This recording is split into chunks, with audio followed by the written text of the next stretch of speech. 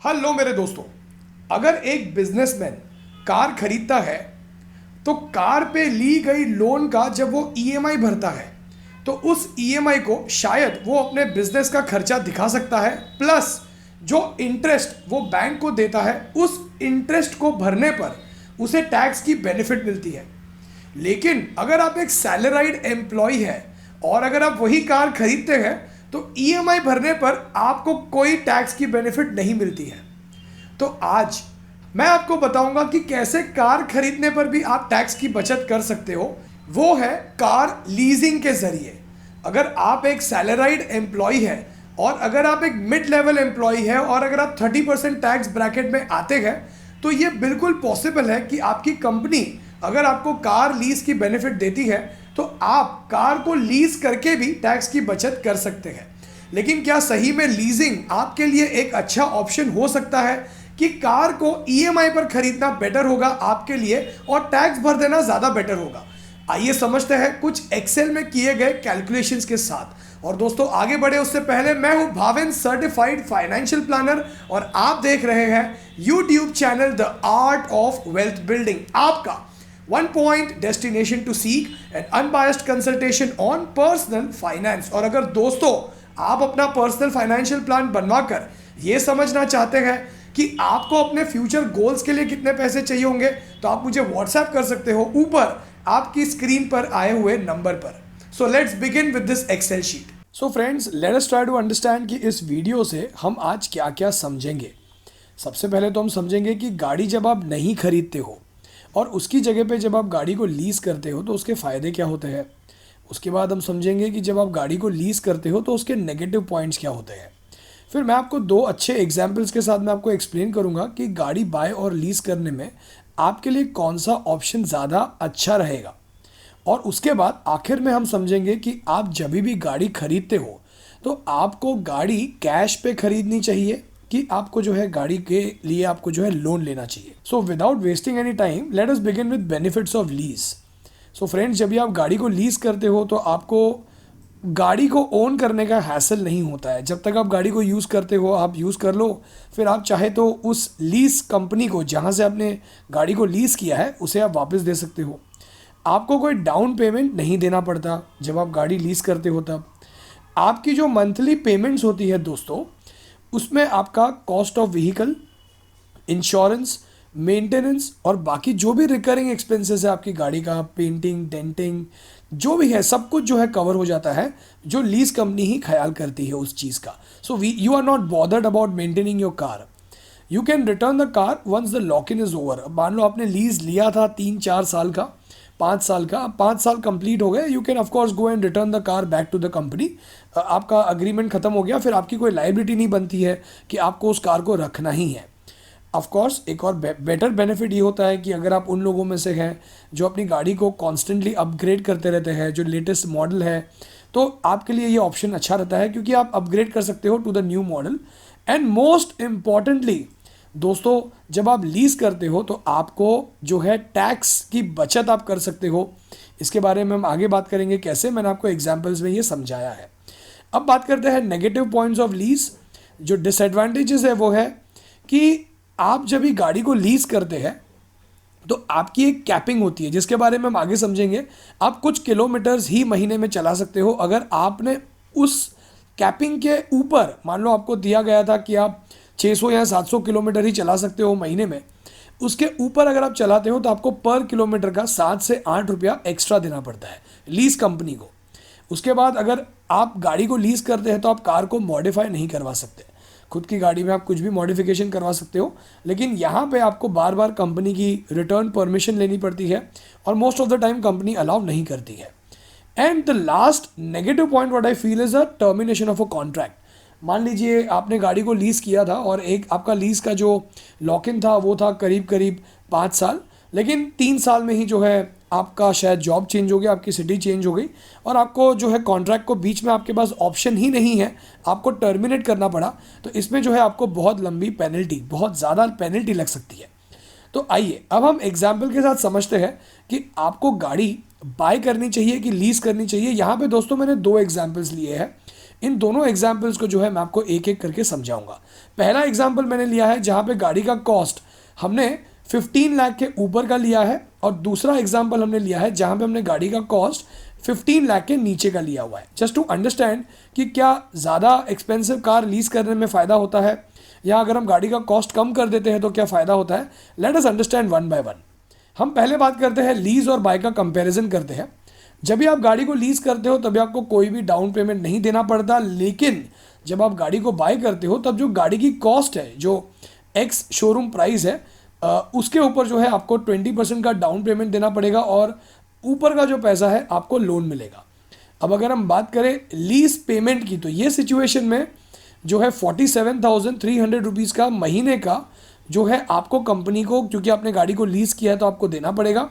लेकिन यहाँ पे 13 लाख रुपीज़ के लोन पर अगर हम 8% का भी इंटरेस्ट पकड़ते हैं 4 सालों के लिए, तो महीने की EMI बनती है करीब करीब 32,000 रुपीज़।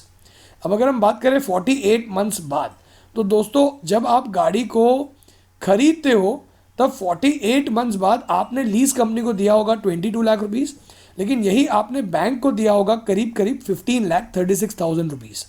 लेकिन अब असली फ़ायदा देखो यहाँ पे हो रहा है, जब आप गाड़ी को लीज करते हो तब आपको मेंटेनेंस, इंश्योरेंस वगैरह का खर्चा नहीं देना पड़ता। लेकिन जब आप गाड़ी खुद की होती है, जब आप खुद चला रहे हो उसको और आपको कोई लीज नहीं देना पड़ता और आपको EMI देना पड़ता है बैंक को, तब जो है इंश्योरेंस का कॉस्ट और मेंटेनेंस का कॉस्ट आपका होता है। तो मैंने अज्यूम किया है कि अगर गाड़ी नहीं है तो एनुअली उसका 8,000 का खर्चा आएगा सर्विसिंग वगैरह का, उसमें भी कुछ इनिशियल सर्विसिंग फ्री होती है। तो मैंने ऑन ए मिनिमल साइड मैंने 32,000 कंसिडर किया हुआ है 4 सालों का, और इंश्योरेंस कॉस्ट मैंने अज्यूम किया है 18,000 rupees per year on an average. तो 72,000 रुपीज़ का इंश्योरेंस कॉस्ट होगा 4 सालों का। अब अगर हम बात करें टैक्स की, तो देखिए दोस्तों, जब आप सैलराइड एम्प्लॉय है, जब आप किसी कंपनी में काम कर रहे हो, तो आपको गाड़ी के EMI भरने पर आपको कोई भी टैक्स बेनिफिट नहीं मिलता है। लेकिन यहाँ पर अगर आप देखो तो यहाँ पे बिकॉज आपकी ग्रॉस सैलरी में से जो है ये लीज, अगर आपकी कंपनी ने आपको गाड़ी लीज पे दी है तो आपके ग्रॉस सैलरी में से जो है ये पैसा कट जाता है। तो आप जो है करीब करीब, अगर आप 30% टैक्स ब्रैकेट में है, तो आप 6,81,000 रुपीज़ तक का जो है आप 3 सालों में टैक्स की सेविंग कर सकते हो। विच मीन्स कि 22 लाख माइनस 6,81,000 रुपीज़ आपका यहाँ पे खर्चा हो रहा है 15,89,000 रुपीज़। यानी यहाँ तक तो अगर आप कंपेयर करोगे तो गाड़ी खरीदने के कंपैरिजन में आपको लीज जो है सस्ता पड़ रहा है कुछ 1 लाख या कुछ रुपयों से। लेकिन यहाँ पे अब एक कैच है, यहाँ पे 4 सालों बाद गाड़ी आपकी हो जाएगी। This is your ownership. आपने जो है EMI पे ऑफ कर दी, अब ये गाड़ी आपकी है। लेकिन यहाँ पे 15,89,000 रुपीज़ देने के बावजूद गाड़ी आपकी नहीं होगी। विच मीन्स अब आप कंपनी के पास जाओगे और आप जाके कहोगे भाई ये गाड़ी जो है मुझे खरीदनी है, तो कंपनी आपसे कहेगी इसकी जो रेसिडुअल कॉस्ट है, residual cost is nothing but इसको अगर हम इस गाड़ी को अगर हम मार्केट में बेचते तो हमें कितना रुपया आता। तो आपको जो है करीब करीब, मैं अज्यूम कर रहा हूँ 36% ऑफ द कार वैल्यू आपको जो है देना पड़ेगा एज अ रेसिडुअल वैल्यू या रीसेल वैल्यू। तो आपको कंपनी को जाके 5,90,000 रुपीज़ देना पड़ेगा, विच मीन्स 15,89,000 प्लस 5,90,000 रुपीज़। लेकिन यहाँ पे एक और कैच है। कैच ये है कि यहाँ पर आपको डाउन पेमेंट नहीं देना पड़ा था, लेकिन यहाँ पर आपको डाउन पेमेंट देना पड़ा था विच इज़ अप्रॉक्सीमेटली 20%। अब मान लीजिए अगर आप कार को लीज करते हो और आपको डाउन पेमेंट नहीं देना पड़ा, तो ये डाउन पेमेंट का पैसा आप अदरवाइज जो है अगर आपके पास होता तो आप इन्वेस्ट कर देते उसको एटलीस्ट 8% पे कंजर्वेटिवली।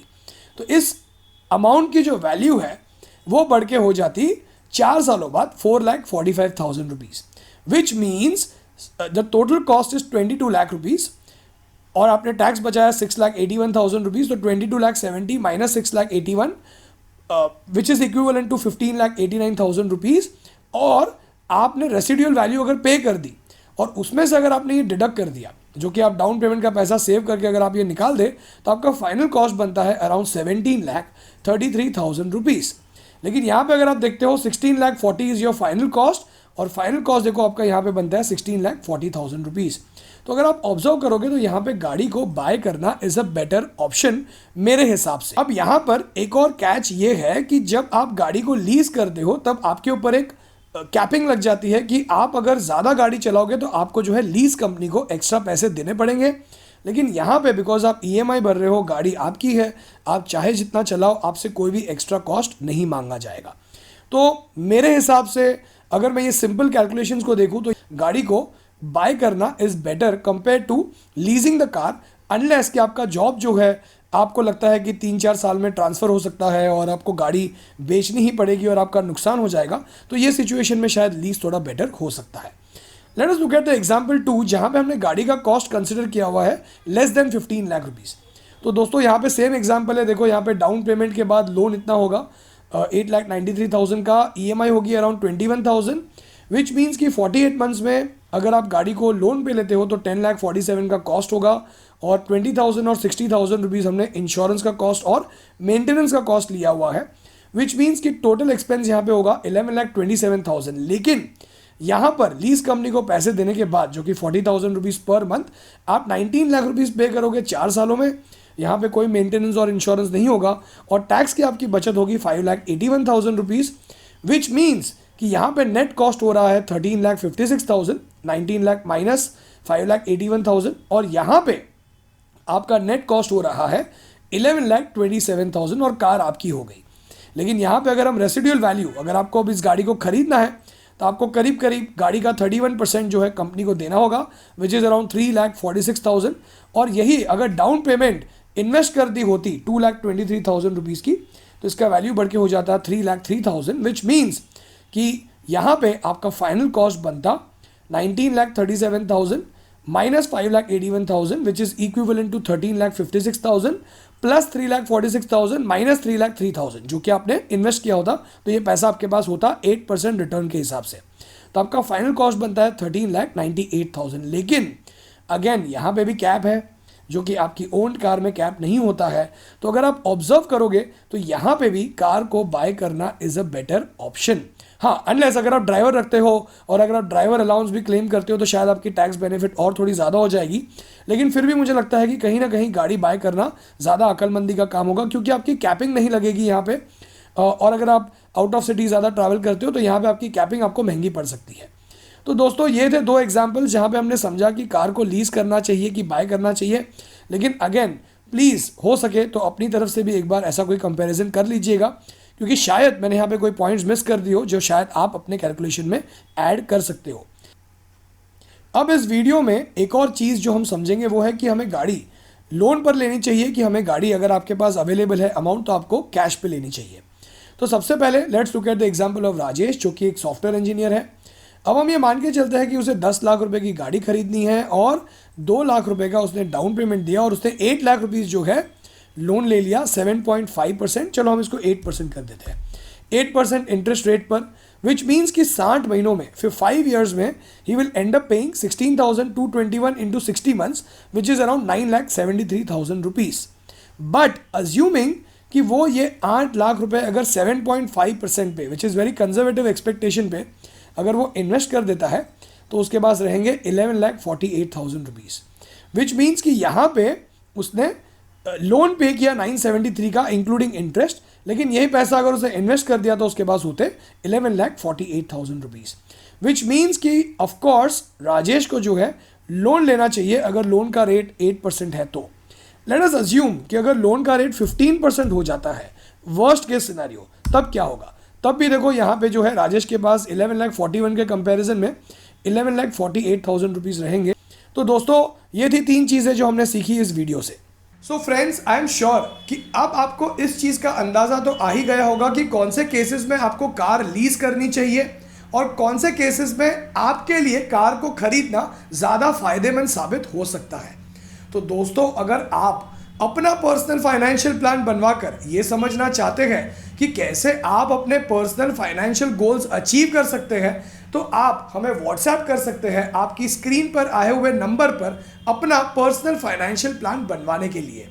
और दोस्तों अगर आपको लगता है कि मैंने थोड़ी सी भी वैल्यू ऐड कर ली आपके लाइफ में आज इस वीडियो से, तो इस वीडियो को लाइक करके और शेयर करके मेरी हेल्प ज़रूर कीजिए, सो दैट इस वीडियो को हम और भी लोगों तक पहुंचा सकें।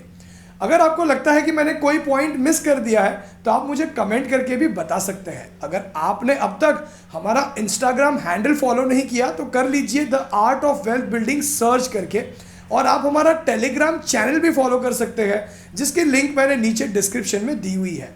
अब तक अगर आपने हमारा चैनल सब्सक्राइब नहीं किया तो कर लीजिए। आपको हर संडे और वेडनेसडे वाले वीडियोस अपलोड होते ही नोटिफिकेशन मिलेगा आपके स्मार्टफोन पर, और आप हमारी website the art of wealth building पर भी विजिट कर सकते हैं। तो दोस्तों, आज के लिए इतना ही। बहुत बहुत धन्यवाद आपका कीमती समय देने के लिए और इस वीडियो को यहाँ तक देखने के लिए। God bless you all.